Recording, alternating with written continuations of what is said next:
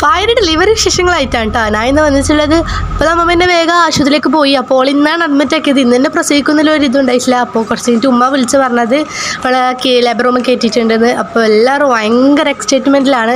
അപ്പോൾ അവിടെ എത്തുമ്പോഴത്തേക്ക് നമ്മൾ 5:57 ആയിന് അവിടെ എത്തുമ്പം. അപ്പം അതിൻ്റെ പുറത്തെല്ലാവരും ഭയങ്കര ആകാംക്ഷയിൽ കാത്തിരിക്കാം കേട്ടോ.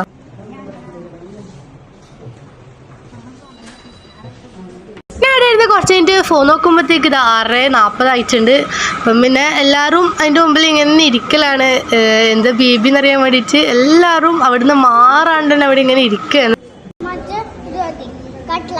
പിന്നെ നെയ്ക്ക് വിശക്കെന്ന് പറഞ്ഞാൽ പിന്നെ എന്താ പറയുക, ഉപ്പ പിന്നെ പൈസ കൊടുത്തിട്ട് ഒരു കടി വാങ്ങാൻ വേണ്ടി വിട്ട്.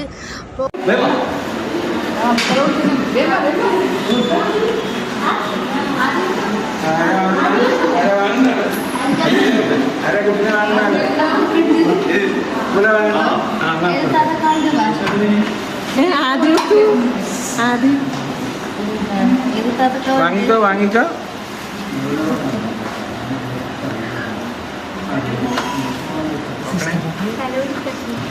കാത്തിരിപ്പിനൊടുവിൽ നമുക്ക് എന്താ ഒരു ബ്രദറിനെ കിട്ടി. അപ്പോൾ നമ്മൾക്ക് 6 സിസ്റ്റർമാർക്കൊരു ബ്രദറിനെ കിട്ടി. അപ്പോൾ ഭയങ്കര സന്തോഷമാണ്.